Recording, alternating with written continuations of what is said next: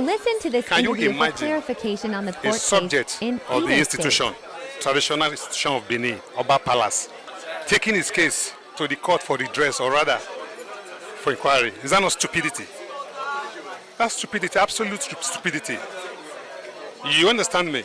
Okay, the court did not make you the duke over your dukedom. The dukedom you supersede for His Royal Majesty, for the Palace of Benin. It is in His Royal Majesty magnanimity and fatherly disposition you were chosen to become the duke of that dukedom. So you supervise the dukedom on behalf of His Royal Majesty. And now your community came out to say you don't fit into that position that you've been given. And you didn't even ask. You felt unconcerned before the palace. And I said, okay. The palace did not even say you are no longer the duke over the kingdom.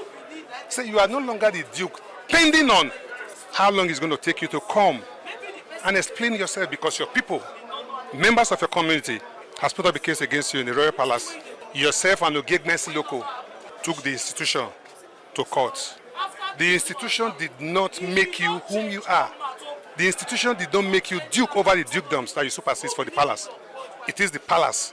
To have seek redress, you should have come to the palace to ask. And yet, you took the institution to court. Isn't that stupidity? Arrant nonsense. So that's why I said at the issue that it's a case dead on arrival. It is out of the jurisdiction of the court to decide or to adjudicate. As a loyal and very humble servant, like I said before, I said I'm Chief Ikomosa Omorige. And by the magnanimity and the fatherly disposition of His Royal Majesty, I am the Obasonya of Benin. Okay? So I'm not answerable to any government. Government comes and goes. But His Royal Majesty, the palace, has come to stay. It's the oldest kingdom ever. And I can't stand aloof to watch anything that will at least in any way, that will in any way touch or reduce the image of the palace. So I don't have any iron or stone to grind with the government or with any other institution you're talking about. Rather, but with the two chiefs who instituted this case. You understand me? Because they are royal chiefs, they are chiefs. So if you are paying His Royal Highness to it, maybe that's one of the things that make their hair go swollen. You understand me?